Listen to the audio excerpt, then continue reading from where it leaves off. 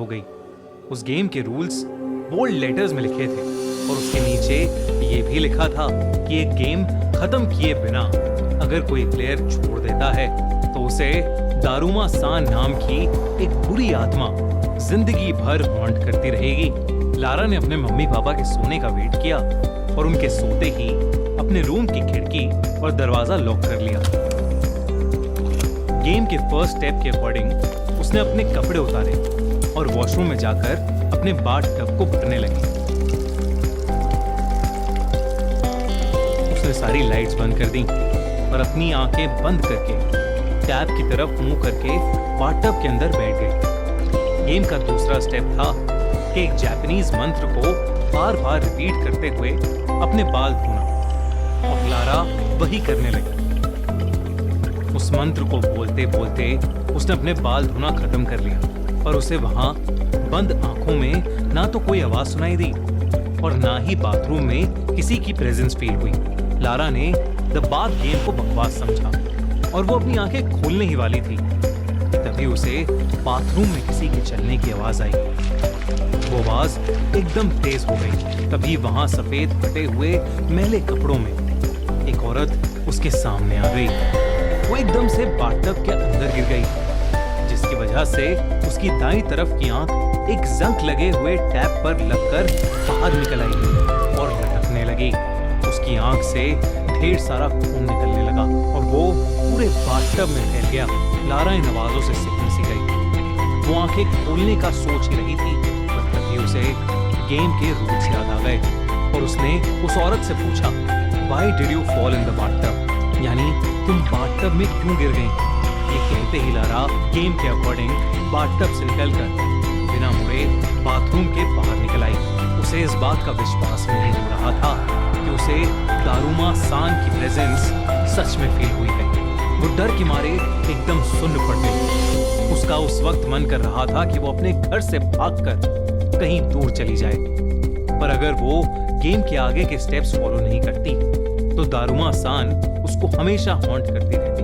तो वो रूल्स के अकॉर्डिंग अपने बिस्तर में जाके सो गई। उसे पूरी रात ऐसा लगता रहा जैसे उसे कोई देख रहा है। बहुत मुश्किल से वो कुछ घंटों के लिए उस औरत के बारे में ना सोच के सो पाई। अगली सुबह थोड़ी सी नींद मिलने पर लारा का दिमाग रिफ्रेश हो गया और वो अपने नॉर्मल रूटीन पर लग गई। वो वॉशरूम गई, उसने खाना खाया, पर जैसे जैसे वो एक जगह से दूसरी जगह जाती गई।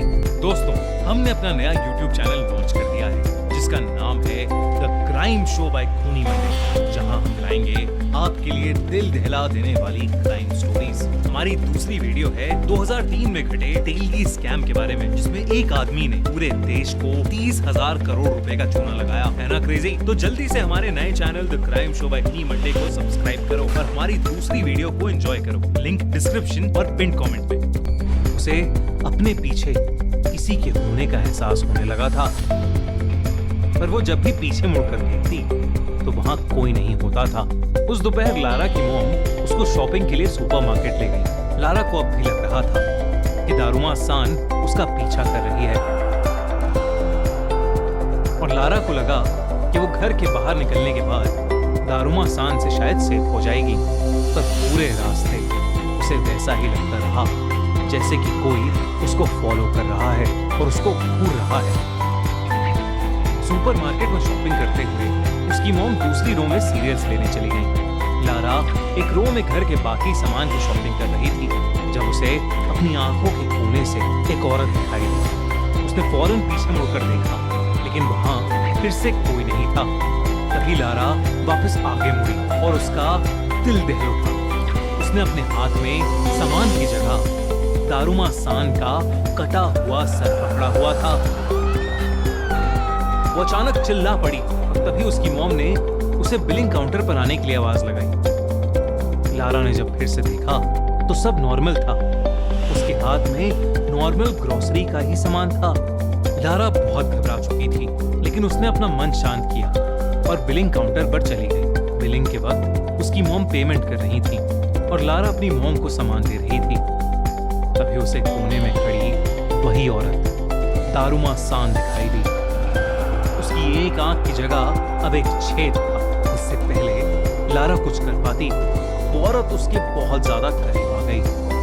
तभी लारा को गेम का एक रूल याद आया और उसने तोरामे ये शब्द चिल्लाया और सुपरमार्केट के बाहर भाग गई। उसकी मॉम बिलिंग छोड़कर उसके पीछे भागी और लारा से उसके ऐसे बिहेवियर की वजह पूछने लगी। पर लारा, जो अब डर के मारे कांप रही थी, अपनी मॉम को कोई जवाब नहीं दे पाई। उसकी मॉम ने उसे जल्दी से गाड़ी में बिठाया और उसे घर ले गई। पर वापस जाते हुए पूरे रास्ते लारा को दारुमा सान उनकी गाड़ी का पीछा करती हुई दिखती रही। लारा की घबराहट और बढ़ती गई क्योंकि जैसे जैसे उसकी मॉम गाड़ी की स्पीड बढ़ाती, दारुमा सान उतनी ही तेजी से उसके पास आने लगती। वो लोग जैसे ही घर पहुंचे वैसे ही रोती हुई लारा चिल्लाने लगी, तोरामे तोरामे, और वो गाड़ी से भागकर घर के अंदर चली गई। लारा को अब डर के मारे फीवर चढ़ने लगा था, पर वो पूरे घर में दारुमा सान से बचते हुए तोरामे तोरामे चिल्लाकर अलग अलग कमरे में जाकर छुपने लगी। जो एक हॉरर गेम की तरह स्टार्ट हुआ था, अब वो लारा के लिए उसकी जिंदगी का सबसे डरावना एक्सपीरियंस बन गया था। लारा ने डिसाइड किया कि अब वो दारुमा सान को फेस करने के लिए आखिरी स्टेप के हिसाब से कांटे बोलकर एक एक्शन करेगी, जिससे ये गेम एंड हो जाएगी। लेकिन अब लारा जब भी दारुमा सान को फेस करके कांटे बोलने के लिए मुड़ती तो दारुमा सान वहां से गायब हो जाती। लारा का सर अब डर से फटने लगा था और उसके पेरेंट्स से उसका ये पागलपन नहीं देखा जा रहा था। उन्होंने उसे नींद की दवाई दी और उसे बिस्तर पर लिटा दिया और उसके कमरे से वो तब तक नहीं गए जब तक वो सो नहीं गई।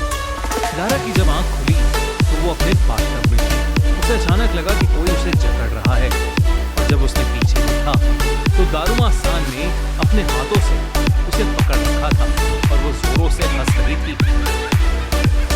लारा ने गेम को खत्म करने के लिए कांटे चिल्लाया।